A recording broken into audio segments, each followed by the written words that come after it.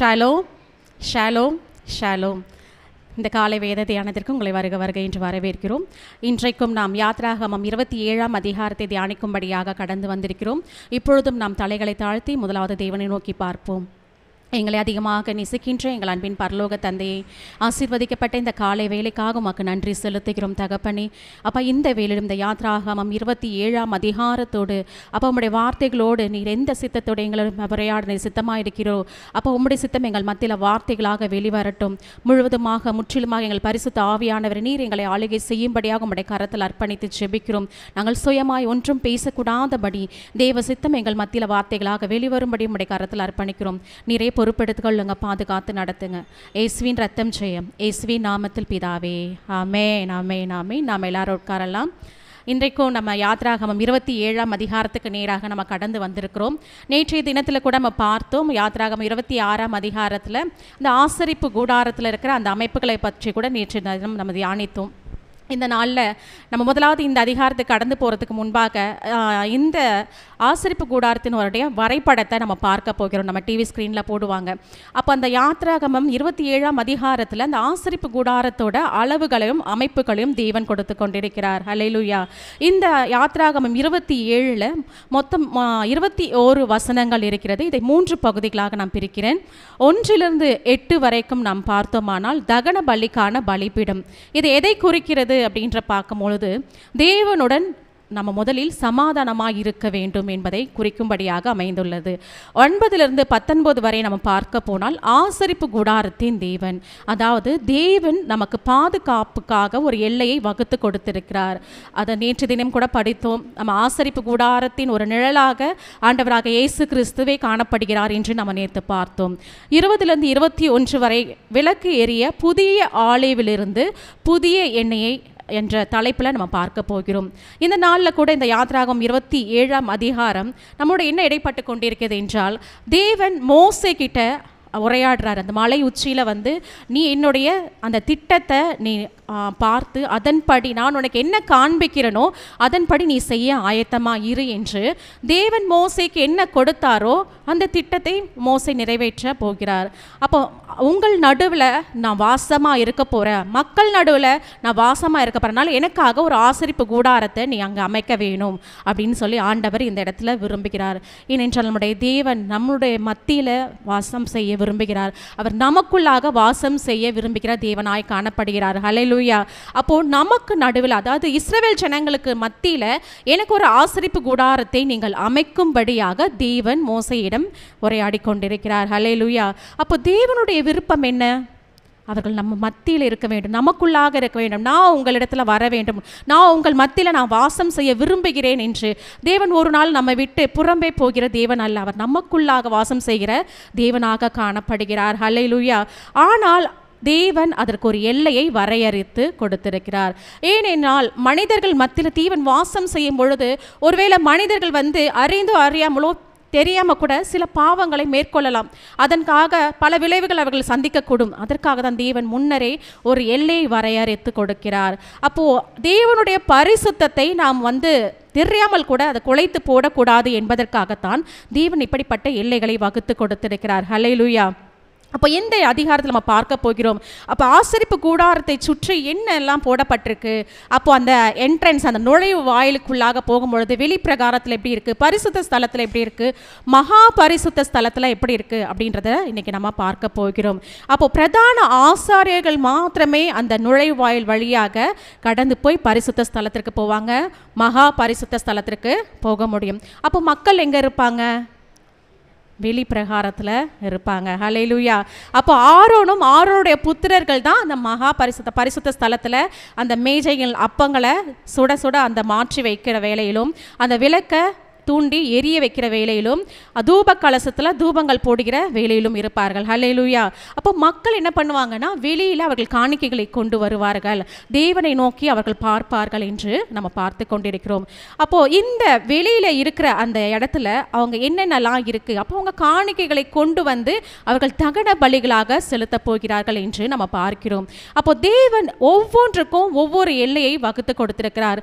இல்லைனா ஒரு எல்லை இல்லைனா நம்ம எப்படி வேணாலும் செய்யவும், எப்படி வேணாலும் எல்லை மீறி நடப்போம். ஆனால் தேவன் வகுத்து கொடுத்த எல்லை நம்முடைய பாதுகாப்புக்கு என்றே தான் அவர் வரையறுத்து கொடுத்திருக்கிறார். இப்போ உதாரணமாக நம்ம பார்க்கிறோம், சமுத்திரத்திற்கு தேவன் ஒரு எல்லையை வகுத்து கொடுத்திருக்கிறார். ஒருவேளை அதற்கு எல்லையை வகுத்து கொடுக்கலனா அது நமக்கு பாதுகாப்பாக இருக்குமா? நிச்சயமாக இருக்காது. ஆண்டவர் ஒவ்வொன்றுக்கும் ஒரு எல்லையை பிரித்து வைத்திருக்கிறார் என்றால் அது நம்முடைய பாதுகாப்புக்காக மாத்திரமே. அதை நாம் அங்கீகரித்து அதை ஏற்றுக்கொள்ளக்கூடியவர்களாக காணப்பட வேண்டும். அதற்காக தான் இந்த அதிகாரத்திற்கு நான் ஒரு தலைப்பு கொடுக்கிறேன்.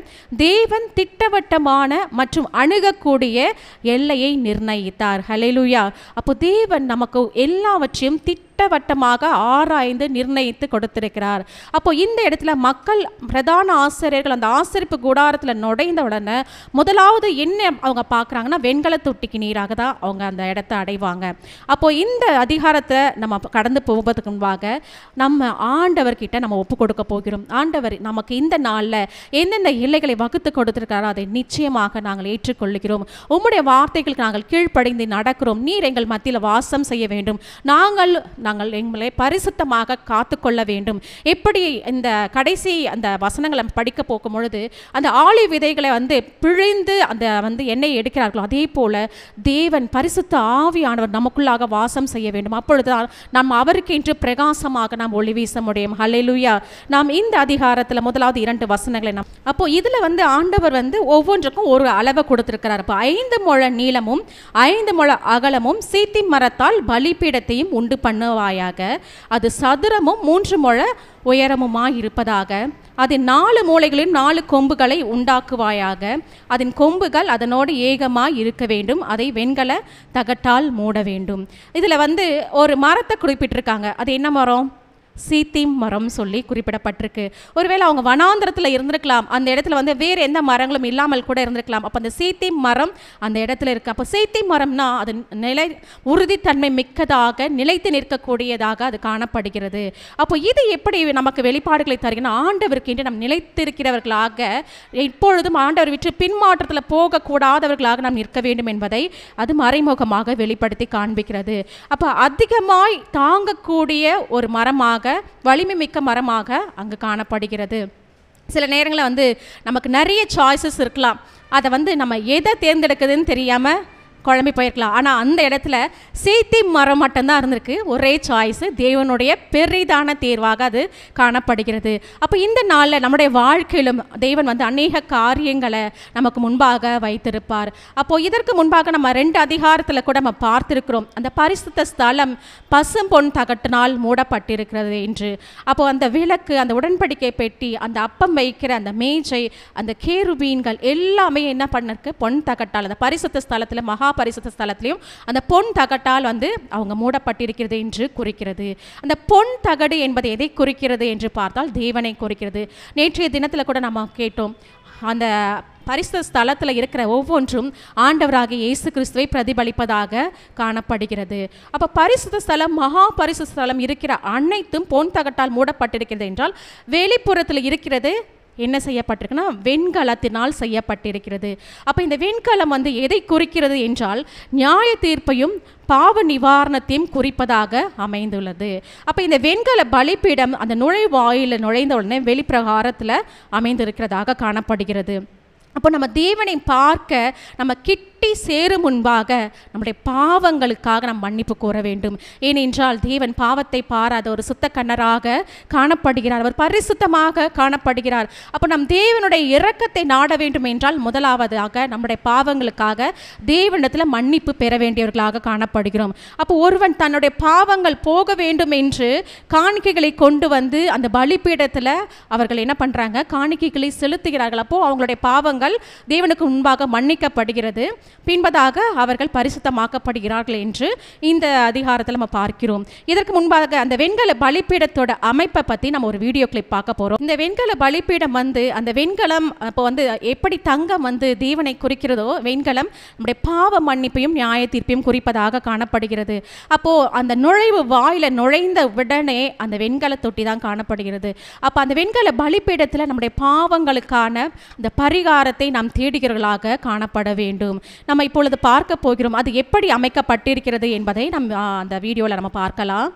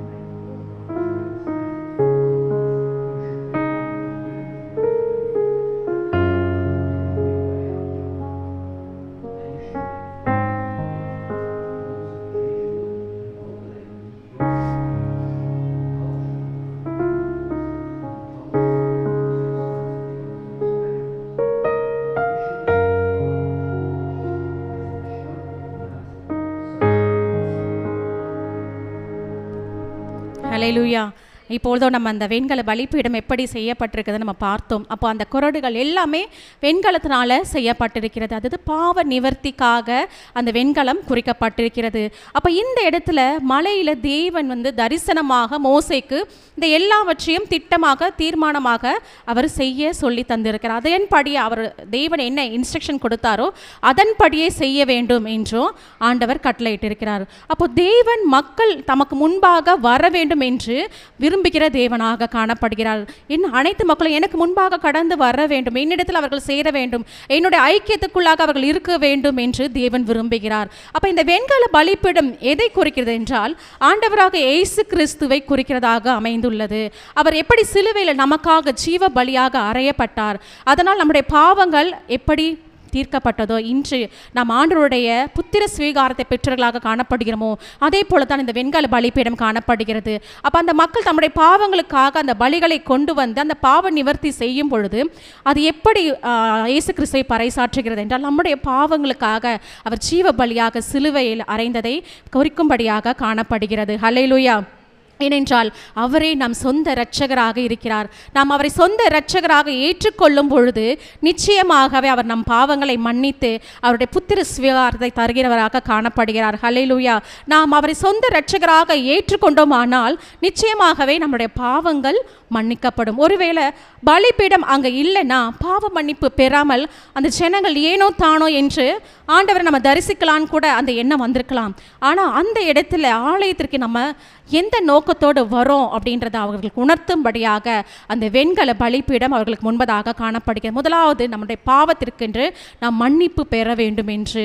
அப்போ இந்த நாளில் நாமும் ஆலயத்துக்கு கடந்து வரும், நம்ம எந்த நோக்கத்தோடு வரும், நம்ம பயத்தோடும் நடுக்கத்தோடும் தேவனை ஆராதிக்கிறோமா இல்லை ஏனோ தானோ என்று நாம் ஆராதித்து கொண்டிருக்கிறோமா என்று ஒரு விசையாக நம்மை நாமளே ஆராய்ந்து பார்க்க வேண்டியவர்களாக காணப்படுகிறோம். ஒருவேளை நம்ம கேர்லெஸ்ஸாக பயம் இல்லாமல் நம்ம ஆண்டவரை சேவிச்சோன்னா இந்த நாளில் நம்ம ஆண்டவர்கிட்ட மன்னிப்பு கேட்கிறவர்களாக காணப்பட வேண்டும். தேவனை காண வேண்டும் என்ற வாஞ்சையும் விருப்பமும் நமக்குள்ளாக எழும்ப வேண்டும். தேவனை அறிகிற அறிவு நமக்குள்ளாக காணப்பட வேண்டும் என்பது இந்த ஒவ்வொரு காரியங்களும் நமக்கு வெளிப்படுத்தி கொண்டிருக்கிறது. அப்போ நம்மளுடைய சபை இந்த நாளில் எப்படின்னா இருக்கிறதுனா நமக்கு இரண்டாவது வீடாக இருக்கிறது. நம்ம வீட்டில் இருக்கோம், அடுத்தபடியாக நம்ம ஆலயத்தில் கடந்து வர வேண்டும். எப்படி தாவீது அநேக ஆகாமிய கூடாரங்களை பார்க்கலும் என் தேவனுடைய ஆலயத்தில் இருக்கும் ஒரு நாள் நல்லது என்று சொன்னார், அதே போல நம்ம தேவனுடைய ஆலயத்தில் இருப்பதை நம்ம வாஞ்சிக்க வேண்டும். அப்போ ஆண்டவருக்கு நம்மளுடைய பாவங்களுக்காக நம்ம மன்னிப்பு கேட்கும் பொழுதுதான் அவர் நிச்சயமாகவே நம்மை மன்னித்து அவர் நம்மை ஏற்றுக்கொள்ளுகிறார். அப்போ ஆண்டவராக இயேசு கிறிஸ்து தம்மையே ஜீவ பலியாக அர்ப்பணித்ததுனால தான் இன்று நாம் அவர்களுக்கு முன்பாக நிற்க ராஜாக்களுமாக ஆசாரியர்களுமாக தேவன் நம்மை தெரிந்து கொண்டிருக்கிறார். ஹல்லேலூயா. அவர் சிலுவையில் மரித்தது இன்று நம்முடைய பாவங்களுக்காக மாத்திரமல்ல, நம்முடைய எதிர்கால சந்ததிகளின் தலைமுறைகளின் பாவங்களையும் அவர் ஏற்றுக்கொண்டிருக்கிறார். ஹல்லேலூயா.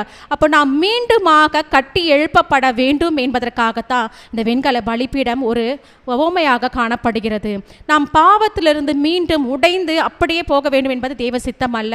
நாம் அதிலிருந்து மீண்டு வர வேண்டும். நம் பாவத்திற்கு என்று நாம் மன்னிப்பு கேட்டு மீண்டுமாக நாம் கட்டி எழுப்பப்பட வேண்டும் என்பதே தேவனுடைய சித்தமாக காணப்படுகிறது. ஹல்லேலூயா. நம்ம அடுத்தபடியாக நம்ம 3-8 வரை நம்ம வாசிக்க கேட்போம். அப்போ இது ஒவ்வொன்றும் ஆண்டவர் நியமித்தபடியே மோசே செய்ய சித்தமாயிருக்கிறார். அப்போ ஒவ்வொரு அமைப்புகளும் ஆண்டவர் கொடுத்திருக்கிறார் என்றால் அதில் ஒரு காரணம் இருக்கும், ஒரு காரியம் இருக்கும். நம்மளுடைய வாழ்க்கையில் கூட ஆண்டவர் நிறைய காரியங்களை செய்வார். ஆனால் நம்ம எது நன்மை என்று தெரியாதபடி இருக்கும். ஆனால் நிச்சயமாகவே நம்முடைய வாழ்க்கையில் தேவன் செய்கிற ஒவ்வொரு காரியமும் அது நன்மையானதாக இருக்கும். அப்போ ஆண்டவர் மோசைக்கு எல்லாவற்றையும் மலையின் உச்சியில் அவர் திட்டமாக கொடுத்து கொண்டிருக்கிறார். அதன்படியே செய்ய நீ ஆயத்தப்படு என்றும் ஆண்டவர் கூறிக்கொண்டிருக்கிறார். அப்போ மலையில் உனக்கு காண்பிக்கப்பட்டபடியே அதை பண்ண கடவீர்கள் என்று. அப்போ ஆண்டவர் நமக்கு ஒரு கட்டளை கொடுக்கிறார்னா நம்ம நிச்சயமாகவே அதன்படியே செய்ய நம்ம ஆயத்தமாக இருக்க வேண்டும். நாம் அடுத்த பகுதிக்கு நேராக நம்ம கடந்து போக போகிறோம். 9-19 வரை, அதாவது நம்முடைய பாதுகாப்புக்கான ஒரு எல்லையாக இந்த பகுதிக்கு நான் தலைப்பு கொடுத்திருக்கிறேன். அப்போ இந்த பகுதிகளை நம்ம என்ன பார்க்க போகிறோம், அந்த வெளி பிரகாரத்தில் இருக்கிற அந்த பில்லர்ஸ் பற்றி நம்ம பார்க்க போகிறோம். அப்போ வெண்கலத்தினால செய்கிற அந்த தூண்கள் எப்படிப்பட்டதா இருக்கிறது அப்படின்றத பற்றி நம்ம இந்த பார்க்க போகிறோம். இதை குறித்து நம்ம ஒரு சின்ன ஒரு வீடியோ கிளிப்பை நம்ம பார்க்க போகிறோம். இது எதை குறிக்கிறது என்றால் ஒவ்வொன்றுக்கும் தேவன் ஒரு எல்லை வகுத்து கொடுத்திருக்கிறார். அப்போ அந்த சுற்றி இருக்கிற அந்த பிரகாரத்தில் மக்கள் அப்படியே வர முடியாது. அதற்கும் ஒரு எல்லை தேவன் வகுத்து கொடுத்திருக்கிறார். வாசஸ்தலத்திற்கு பிரகாரத்தையும் உண்டு பண்ணுவாயாக. தெற்கே தென் திசைக்கு எதிரான பிரகாரத்திற்கு திரிந்த மெல்லிய பஞ்சு நூலால் செய்யப்பட்ட 100 முழ நீளமான தொங்கு திரைகள் இருக்க வேண்டும். ஹல்லேலூயா. அப்போ நேற்று பார்த்தோம், வெளிப்பாடுத்தின விசேஷத்தில் கூட பார்த்தோம், அந்த பஞ்சு நூல் எதை குறிக்கிறது என்றால் தேவனை குறிக்கிறது, ஆண்டவராக இயேசு கிறிஸ்துவை குறிக்கிறதாக காணப்படுகிறது. இப்பொழுது நம்ம இந்த வீடியோ கிளிப்பை பார்த்துட்டு நம்ம தொடர்ந்து செய்திக்குள்ளாக கடந்து போகலாம்.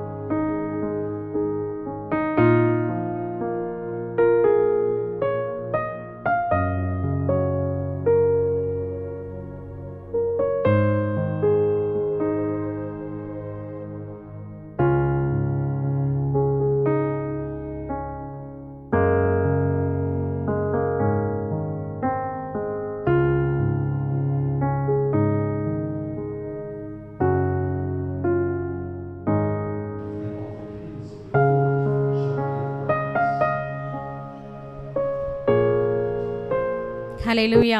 இந்த வீடியோ கிளிப் பார்த்தோன்னே நமக்கு ஒரு ஐடியா வந்திருக்கும் அந்த எப்படி இருக்குது என்ற அமைப்பை. இப்போ நம்ம தொடர்ந்து இந்த வசனத்தை வாசிக்கும் பொழுது நிச்சயமாகவே நமக்கு புரிந்து கொள்ள முடியும். இப்போ 9ஆம் வசனத்திலேருந்து 11ஆம் வசனம் வரை நான் வாசிக்கிறேன். வாசஸ்தலத்திற்கு பிரகாரத்தையும் உண்டு பண்ணுவாயாக. தெற்கே தென் திசைக்கு எதிரான பிரகாரத்திற்கு திரித்த மெல்லிய பஞ்சு நூலால் செய்யப்பட்ட 100 முழ நீளமான தொங்கு திரைகள் இருக்க வேண்டும். அப்போ தென் திசையும் வட திசையும் எப்படி இருக்குன்னா 100 முழ நீளமான தொங்கு திரைகள் அமைக்க வேண்டும் என்று சொல்லியிருக்கிறார். அப்போ அவைகளுக்கு வெண்கலத்தினால் 20 தூண்களும் 20 பாதங்களும் இருக்க வேண்டும். தூண்களின் கொக்கிகளும் அவைகளின் பூண்களும் வெள்ளியினால் செய்யப்பட வேண்டும். அப்போ தேவன் ஒவ்வொன்றுக்கும் ஒவ்வொரு காரணத்தை நியமித்திருக்கிறார். அப்படி வடபக்கத்தில் நீளத்திற்கு 100 முழ நீளமான தொங்கு திரைகள் இருக்க வேண்டும். அவைகளுக்கு 20 தூண்களும் அவைகளுக்கு 20 பாதங்களும் வெண்கலமாக இருக்க வேண்டும். தூண்களின் கொக்கிகளும் பூண்களும் வெள்ளியினால் செய்யப்பட வேண்டும். அப்போ மக்கள் நேராக தேவனிடத்தில் கடந்து வராதபடிக்கு தேவன் அந்த இடத்துல ஒரு எல்லையை நியமித்திருக்கிறார். அப்போ வடப்புறமும் தென்புறமும் நம்ம பார்த்தோம்னா அது ஒரே அளவாக 100 முழ நீளமான தொங்கு திரைகள் காணப்படுகிறது. அப்போ மேற்பக்கமான அகலத்தில் பார்த்தோம்னா அது 50 முழ நீளமான தொங்கு திரைகளாக காணப்படுகிறது. அப்போ அவைகளுக்கு 10 தூண்களும் அவைகளுக்கு 10 பாதங்களும் இருக்க வேண்டும். அப்போ அதிலிருந்து பாதியாக அது குறைக்கப்பட்டு காணப்படுகிறது. அப்போ கிழக்கு பக்கத்தில் அதாவது சூரியன் உதிக்கிற திசையாக கீழ்ப்பக்கத்தின் பிரகாரம் 50 முழ அகலமாக இருக்க வேண்டும். அந்த 50 முழ அகலம் பார்த்தீங்கன்னா அந்த கேட் இல்லாமல் பாதி 15 இந்த சைடு 15 அந்த சைடு.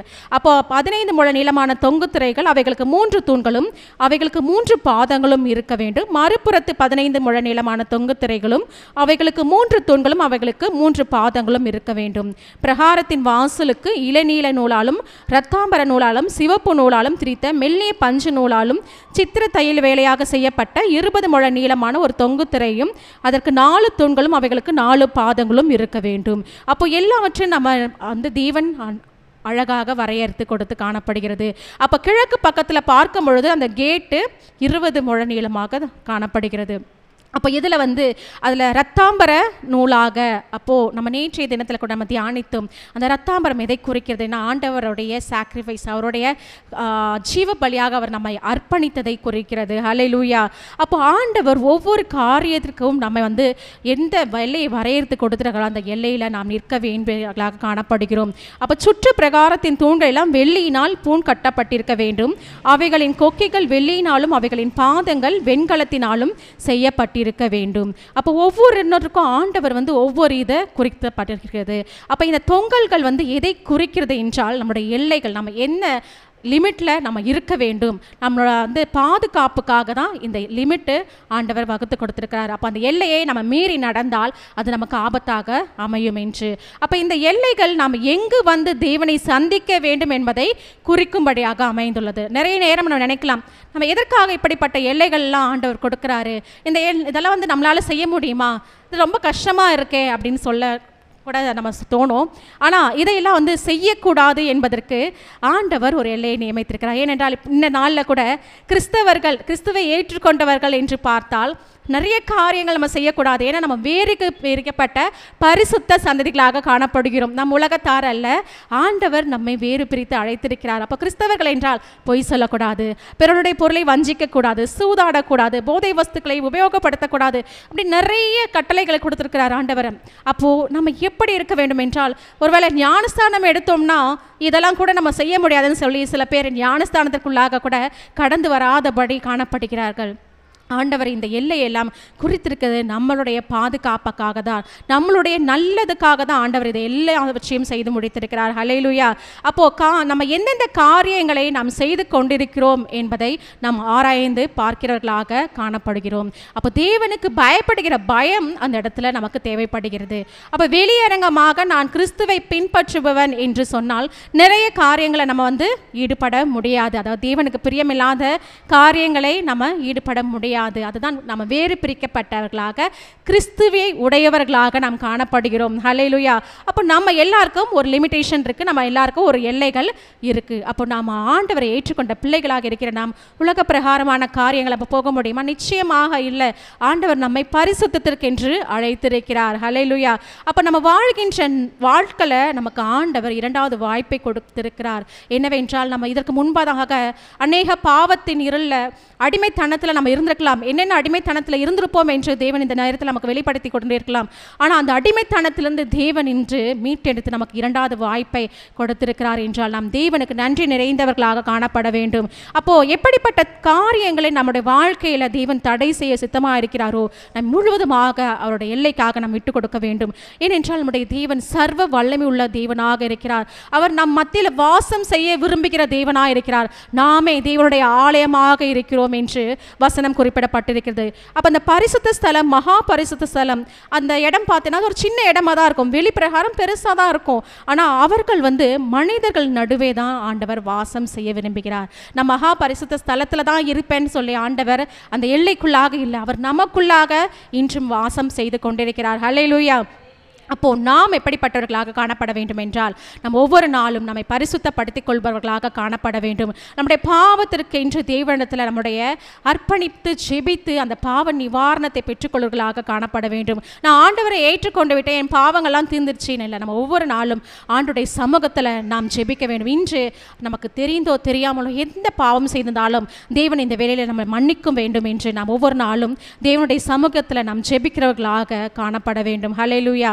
19ஆம் வசனம் கூடப்பட்டிருக்கிறது. வாசஸ்தலத்திற்கு அடுத்த சகல பணிவிடைக்கு தேவையான எல்லா பனிமுட்டுகளும் அதன் எல்லா முளைகளும் பிரகாரத்தின் எல்லா முளைகளும் வெண்கலமாக இருக்க வேண்டும். அந்த வெண்கலம் என்பதை ஏற்கனவே நான் சொல்லியிருக்கேன். நம்ம பாவ நிவாரணத்திற்கென்று, நியாய தீர்ப்புக்கென்று அது ஒரு மாதிரியாக காணப்படுகிறது என்று. ஹல்லேலூயா.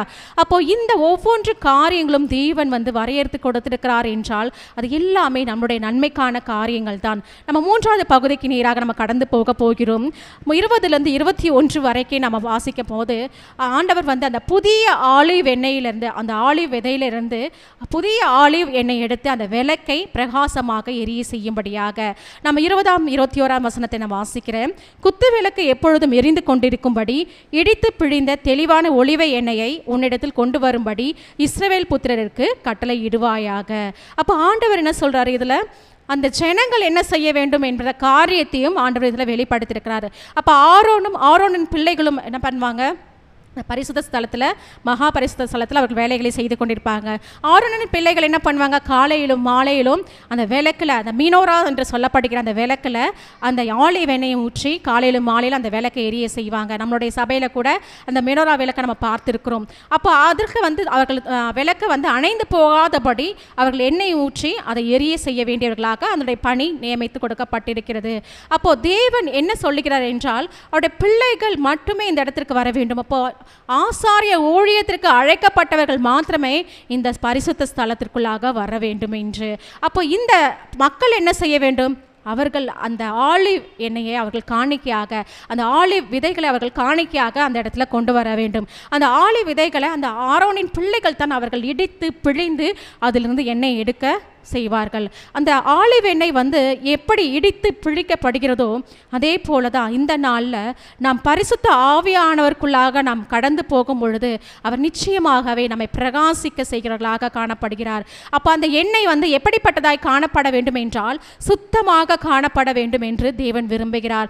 இந்த செய்தியை நம்மளுடைய தாய் சபையில் பகிர்ந்து கொள்ளும் பொழுது நம்மளுடைய ரெவரண்ட் பாஸ்டர் எலேஜா இது ஒரு எக்ஸ்பெரிமெண்ட்டாக அவர் பண்ணியிருக்காரு. அதாவது வேறு எண்ணெயை அவர் ஊற்றி இது பண்ண பொழுது அதில் அதிகமான வண்டல்கள், அதாவது கீழே தேவையில்லாத கசடுகள் கீழே செய்கிறத பார்த்துருக்காரு.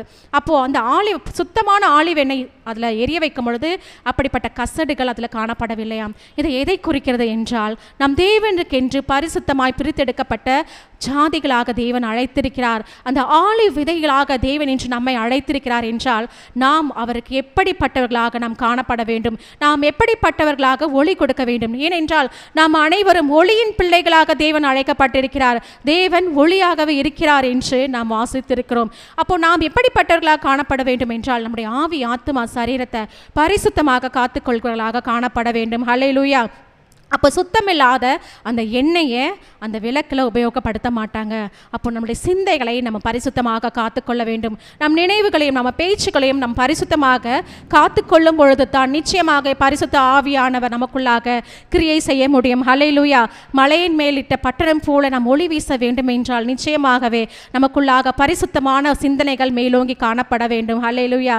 அப்போ மற்ற எண்ணெய்களை ஏன் பயன்படுத்த முடியாது என்றால் அது பிரித்தெடுக்கப்பட்ட ஒரு பரிசுத்தமான எண்ணெயாக இல்லை. அதற்கு அடியில் அதிகமான கசடுகள் காணப்படுகிறது. அப்போ நமக்கு இருதயத்தில் கசப்புகள், காயங்கள், போட்டிகள், பொறாமைகள், வஞ்சனைகள், இப்படிப்பட்ட காரியங்கள் இருந்தால் நம்ம எப்படிப்பட்ட எண்ணெயாக காணப்படுகிறோம், நம்ம பிரித்தெடுக்கப்படாத அந்த எண்ணெயாகத்தான் காணப்படும். நமக்குள்ளாக அந்த கசடுகள் காணப்பட முடியும். அப்போ ஆண்டவருக்கு என்று நாம் ஒளி கொடுக்கிறவர்களாக நிச்சயமாகவே எழும்ப முடியாது. அப்போ நம் பிரித்தெடுக்கப்பட்டவர்கள் நம்மை நாமே எப்படி அந்த ஆலிவ் விதைகளை கசக்கி பிழிந்து அவர்கள் அந்த எண்ணெய் எடுக்கிறார்களோ அதே போல தேவனுக்கு என்று பரிசுத்தத்திற்கு என்று அழைக்கப்பட்ட நாம் இந்த நாள் அநேக காரியங்கள் நமக்கு கசக்கி பிழிவதைப் போல காணப்படுகலாம். நிச்சயமாகவே ஒரு நாள் அது ஒளி வீசும்படியாக நம்முடைய வாழ்க்கையில் தேவன் நம்ம எடுத்து பயன்படுத்துவார். ஹல்லேலூயா. அப்போ காலையில் எழுந்து அவர்கள் ஆலயத்திற்கு வரும் பொழுது கூட நம்முடைய தூக்கம் நமக்கு பெருசாக இருக்கலாம். ஒருவேளை அந்த தூக்கத்தை நம்ம கசக்கி பிழிந்து கூட ஆலயத்துக்கு கடந்து வரலாம். இன்னும் நாளில் தூங்கக்கூட முடியலையே அப்படின்னு சொல்லி. ஆனால் இந்த நாளில் வீட்டில் நிறைய வேலைகள் இருக்கே, அதை செய்யக்கூட முடியாதபடி கடந்து வருகிறோமே என்று ஆண்டவர் இன்று நம்மோடு இடைப்பட்டு கொண்டிருக்கிறார். இந்த நாளில் நாம் கசக்கி பிழியப்பட்டு கொண்டிருக்கிறோம் என்றால் நிச்சயமாகவே தேவனுடைய பரிசுத்த ஸ்தலத்தில் நாம் ஒளி வீசுபவர்களாக காணப்படுவோம். ஹல்லேலூயா. அப்போ நாம் எப்படிப்பட்டவர்களாக காணப்பட வேண்டும் என்றால் இந்த பரிசுத்த எண்ணெயை போல, அந்த ஆலிவ் எண்ணெயை போல காணப்பட வேண்டும். எப்படி பரிசுத்த ஆவியானவர் நமக்குள்ளாக நம்மை ஒளி வீச உதவி செய்கிறாரோ அதே போல நாம் விட்டு கொடுக்கிறவர்களாக காணப்பட வேண்டும். தேவனுடைய சித்தத்திற்கென்று நாம் விட்டு கொடுப்பவர்களாக நாம் காணப்பட வேண்டும். அந்த பரிசுத்த ஆசாரிப்பு கூடாரத்திற்கு ஒவ்வொரு அளவுகள் கொடுக்கப்பட்டிருக்கிறது. இந்த அதிகாரம் முழுவதும் நாம் வாசிக்கும் பொழுது படித்திருக்கிறோம். ஒவ்வொரு அளவுகள் கொடுக்கப்பட்டிருக்கிறது. அந்த எல்லைகள் வகுக்கப்பட்டதின் நோக்கம் என்ன? நாம் பயத்துடன் தேவனை சேவிக்க வேண்டும் என்பதே அதன் காரணமாக அமைந்துள்ளது. அப்போ தேவன் நம் மத்தியில் வாசம் செய்கிறார் என்று நாம் விசுவாச வாசிப்பவர்களாக காணப்பட வேண்டும். அப்போ தொடர்ந்து தேவனுக்கு முன்பதாக வந்து அந்த எப்படி அந்த ஆலிவ் எண்ணெய் புதிய எண்ணெயால் ஆண்டவருக்கு அந்த விளக்கை ஏற்றி அந்த பிரகாசிக்க செய்கிறார்களோ, இந்த நாளில் கூட நம்ம ஆண்டவருடைய சமூகத்தில் நம்ம விட்டு கொடுக்க போகிறோம். ஆண்டவருடைய சித்தத்தின்படி ஆண்டவர் நம்முடைய வாழ்க்கையில் என்னென்ன எல்லைகளை வகுத்து இருக்கிறாரோ அதன்படி நம்ம விட்டு கொடுக்க போகிறோம். இந்த நாளிலும் பரிசுத்த ஆவியானவர் நம்மளுடைய மத்தியில் வாசம் செய்து கொண்டிருக்கிறார், நமக்குள்ளாக வாசம் செய்து கொண்டிருக்கிறார். அநேக நேரத்தில் அவர் நம்மை ஆளுகை செய்து நடத்துகிறவராக காணப்படுகிறார். அவருடைய சித்தத்திற்கு நாம் ஒப்பு கொடுக்கும் பொழுது நிச்சயமாகவே எப்படி அந்த விளக்கு ஒளி வீசுகிறதோ, தேவனுடைய சமூகத்தில் நாமும் ஒளி வீசுபவராக காணப்படும். இப்பொழுது நம் முழு இருதயத்தோட முழு ஆத்மாவோட நாம் எழுந்து நின்று நம்ம தேவனை நோக்கி ஆராதிக்க போகிறோம். நம் முழுவதுமாக நம்முடைய ஆத்மாவை விட்டு கொடுக்க போகிறோம். அவர் வந்து நம்மை ஆளுகை செய்யும்படியாக, பரிசுத்த ஆவியானவர் முழுவதுமாக நம்மை ஆட்கொள்ளும்படியாக இந்த நேரத்தில் நாம் விட்டு கொடுத்து நாம் ஜெபிக்க போகிறோம்.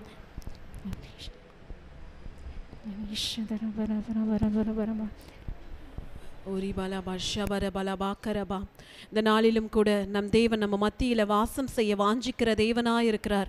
அவருக்கு ஏற்ற பரிசுத்தமான ஒலிவ எண்ணெயாய் நம்மை மாற அவர் வாஞ்சிக்கிறார். இந்த நாளிலும் கூட நம்மை அப்படியே அர்ப்பணிப்போமா? இதோ மனிதர்கள் நம் மத்தியில் வாசம் செய்ய வாஞ்சிக்கிற தேவன் நம்ம மத்தியில் கடந்து வந்திருக்கிறார். அவரையே நாம் நோக்கி பார்த்து இந்த பாடலை நாம் உற்சாகத்தோடு நாம் பாடுவோம்.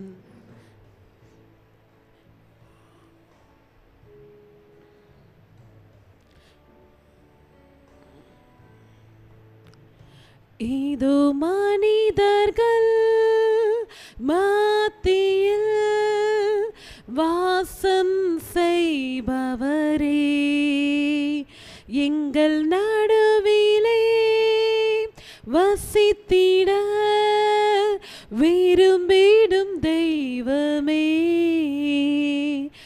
இதோ மனிதர்கள் மத்தியில் வாசம் செய்பவரே, எங்கள் நடுவிலே வசித்திட விரும்பிடும் தெய்வமே.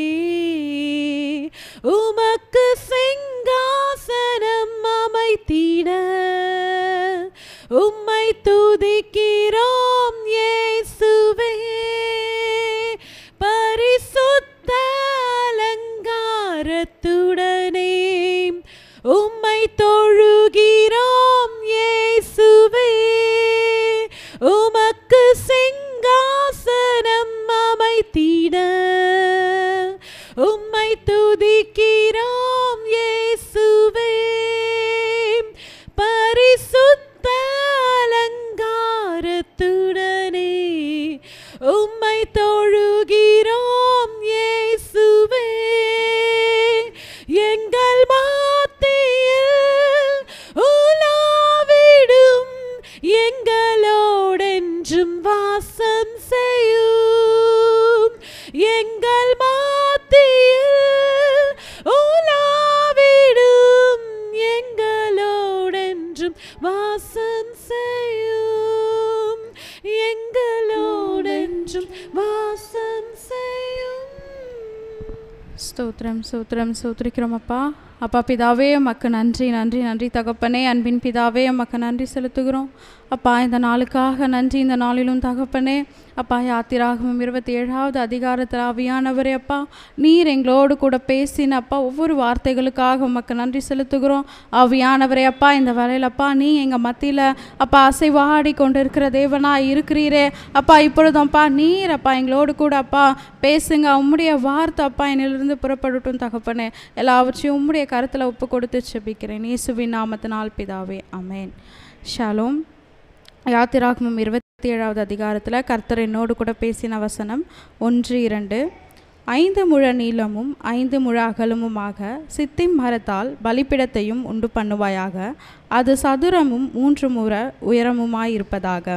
அதன் 4 மூலைகளிலும் 4 கொம்புகளை உண்டாக்குவாயாக. அதன் கொம்புகள் அதனோடு ஏகமாக இருக்க வேண்டும். அதை வெண்கல தகட்டால் மூட வேண்டும். இந்த வசனத்தில் பார்க்கும்போது ஆண்டவர் ஒரு பலிப்பிடத்தை உண்டு பண்ண சொல்கிறார். அதை வெண்கலத்தினால் மூட வேண்டும் என்று சொல்கிறார். அப்போது ஆசரிப்பு கூடாரத்தில் போகும்போது பார்த்திங்கன்னா அங்கே இருக்கிற எல்லா பொருட்களிலும் இந்த பலிப்பிடம் தான் பெருசாக இருக்குது. அப்போ அந்த பலிபீடத்தை ஆண்டவர் வந்து வெண்கலத்தினால் மூட வேண்டும் என்று சொல்கிறார். அப்போ வெண்கல தகடு எதை குறிக்கிறது என்றால் ஆண்டவருடைய நியாய தீர்ப்பு மற்றும் பாவ நிவர்த்தியை குறிக்கிறது. இன்றைக்கும் ஆண்டவராகிய இயேசு கிறிஸ்து நம் மத்தியில் பேசி கொண்டிருக்கிறார். நம்மளுடைய பாவத்தை நம்ம மறைத்து வைக்காமல் அதை அறிக்கை செய்து பாவ மன்னிப்பின் நிச்சயத்தை பெற்றுக்கொள்ள வேண்டும் என்று. பலிபீடம் எதற்காக இஸ்ரவேல் ஜனங்கள் வந்து அன்னைக்கு பயன்படுத்தினாங்க என்றால், அவங்க செய்கிற பாவம் செய்யும்போது அவங்க என்ன பண்ணுவாங்கன்னா ஆடு மாடுகளை வந்து பலியிடுவாங்க. அப்போ பலியிடும்போது வந்து அவங்களுடைய வெட்கத்தை வந்து அதை மாற்றுகிறதற்காக அன்றைக்கு இஸ்ரவேல் ஜனங்கள் பயன்படுத்தினார்கள். ஆனால் இன்றைக்கு ஆண்டவராகிய இயேசு கிறிஸ்து சிலுவையில் அறையப்பட்டு 3ஆம் நாள் உயிர்த்தெழுந்த தேவன் நம்மளுடைய பாவங்களை எல்லாம் அவர் சிலுவையில் அறையப்பட்டிருக்கிறார். அப்போது நம்ம தினந்தோறும் வந்து நம்மளுடைய லைஃப்பில் நம்ம பாவம் செய்யாமல் இல்லை, ஆனாலும் ஆண்டவராகிய இயேசு கிறிஸ்து கிருபையினால் நம்மளை அவருடைய இரத்தத்தினால கழுவி நம்மளை சுத்திகரிக்கிற தேவனாக இருக்கிறார். இப்பொழுதும் நம்ம என்ன பண்ணலாம், நம்முடைய பாவங்களை ஆண்டவராகிய இயேசு கிறிஸ்துவிடம் நம்ம அறிக்கை செய்யலாம். நம்ம டெய்லி நம்ம லைஃப்பில் நம்ம நிறைய பாவங்கள் செய்து கொண்டிருக்கிறோம். அந்த பாவங்களை இன்றைக்கி நம்ம அறிக்கை செய்யலாம். அதே போல் இந்த வேலையில் நம்ம ஆராய்ந்து பார்ப்போம். நம்மளுடைய ஆட்டிடியூட், நம்மளுடைய அணுகுமுறை, நம்மளுடைய மனநிலை எப்படி இருக்கிறது என்று நம்ம பார்க்கலாம். நம்மளுடைய ஊழியத்தில் நம்ம உண்மையாக இருக்கிறோமா, ஆண்டவரோடு நம்ம நல்மனதோடு நல்ல உறவோடு இருக்கிறோமா என்று பார்க்கலாம். நம்ம அவருக்காக துதி பலிகளை செலுத்துகிறோமா என்று பார்க்கலாம். பிரியமான பாதையில் நம்ம போகிறோமா என்று நம்மை நாமே ஆராய்ந்து பார்க்கலாம். இன்றைக்கு ஆண்டவராக இயேசு கிறிஸ்து தன் பாவங்களை மறைக்கிறவன் வாழ்வடைய மாட்டான், அதை அறிக்கை செய்து விடுகிறவனோ இரக்கம் பெறுவான் என்று நம்ம வசனத்தில் பார்க்குறோம். இன்றைக்கும் நம்மளுடைய பாவங்களை ஆண்டவராக இயேசு கிறிஸ்துக்கிட்ட நம்ம அறிக்கை செய்து அதை நம்ம விட்டு கொடுக்கலாம். ஆண்டவராக இயேசு கிறிஸ்துவோட நம்ம மன்னிப்பு கேட்கலாம். இன்றைக்கும் நம்மளை ஒப்பு கொடுக்கலாம். நம்மளுடைய இருதயத்தை திறந்து ஆண்டவராக இயேசு கிறிஸ்துவிடம் நம்ம மன்னிப்பு கேட்கலாம்.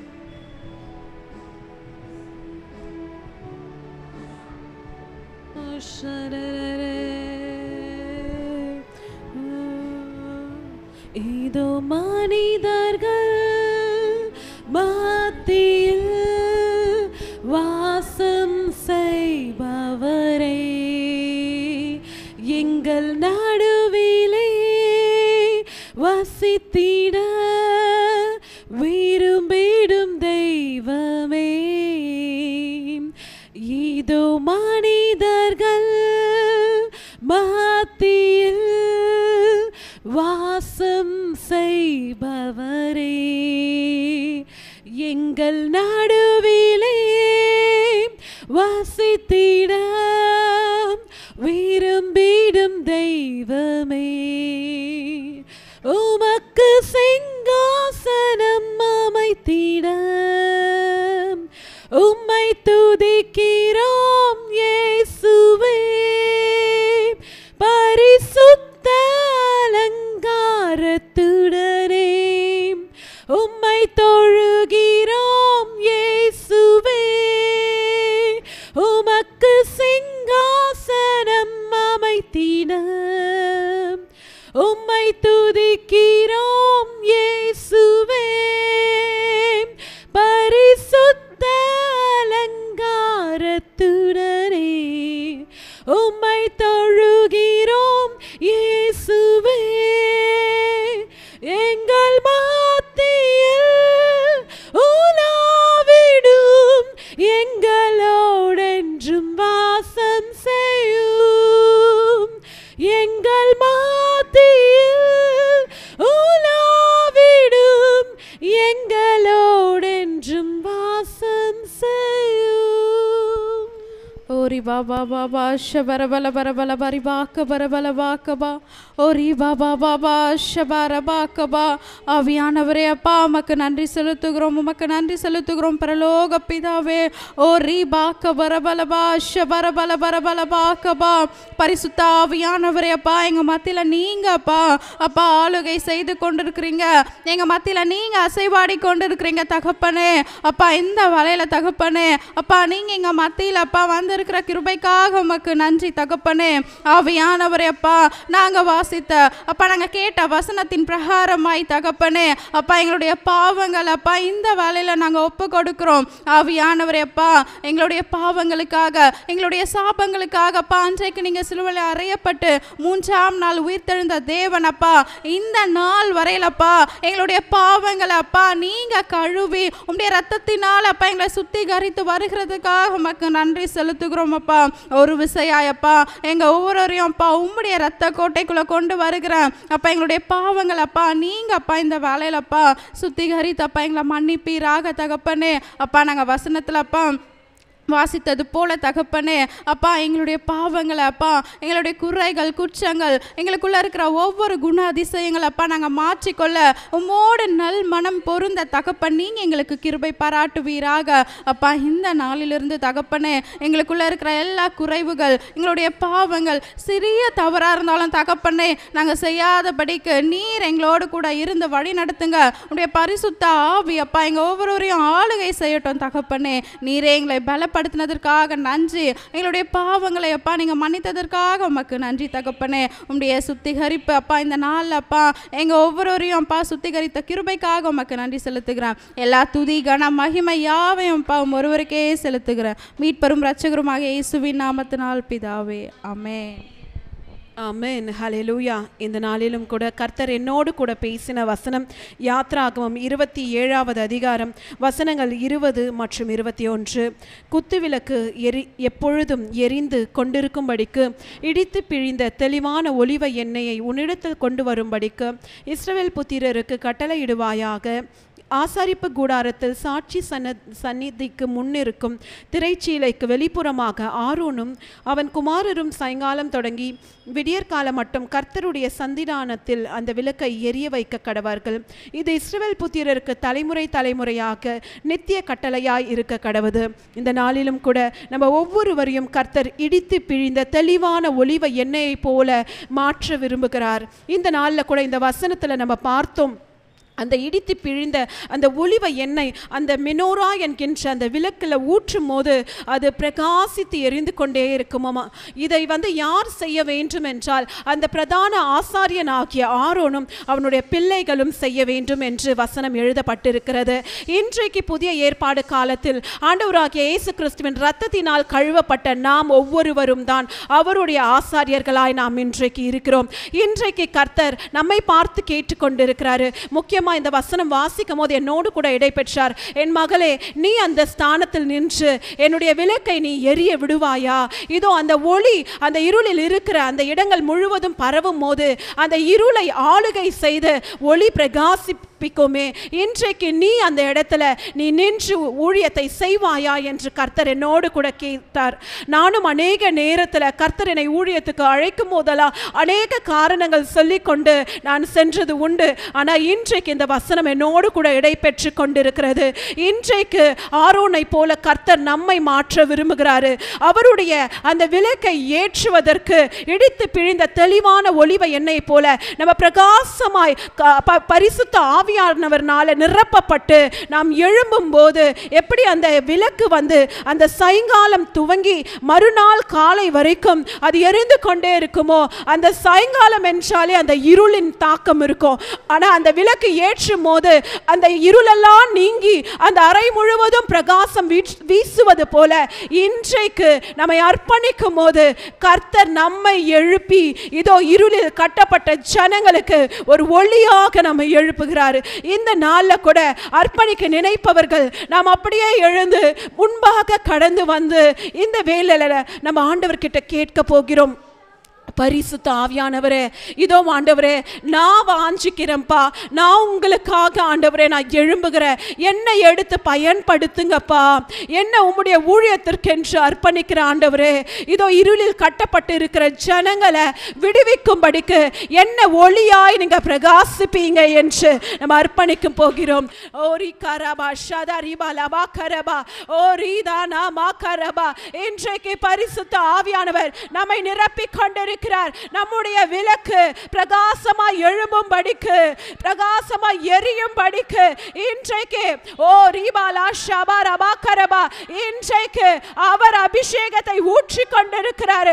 அவரே அந்த ஒலிவ எண்ணெயாய் மாறி நம்முடைய அணைந்து போன அந்த விளக்கை மீண்டுமாக கொழுந்து விட்டு எரிய செய்கிறார்.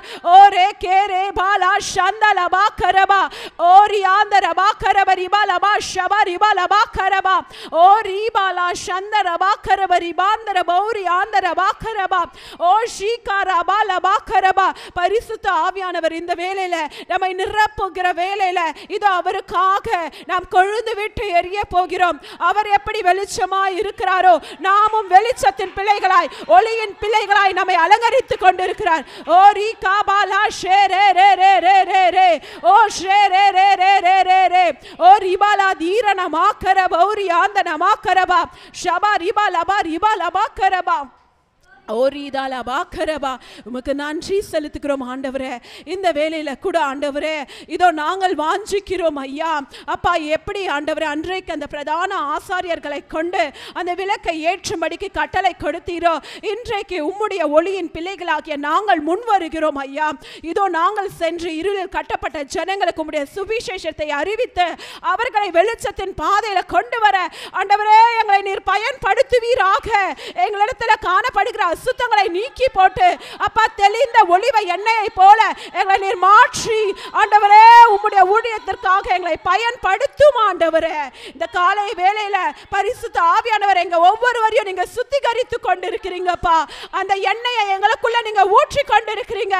எங்களுடைய ஆவி என்கின்ற தீபம் உமக்காக எழும்பி பிரகாசிக்க போகிறதுப்பா.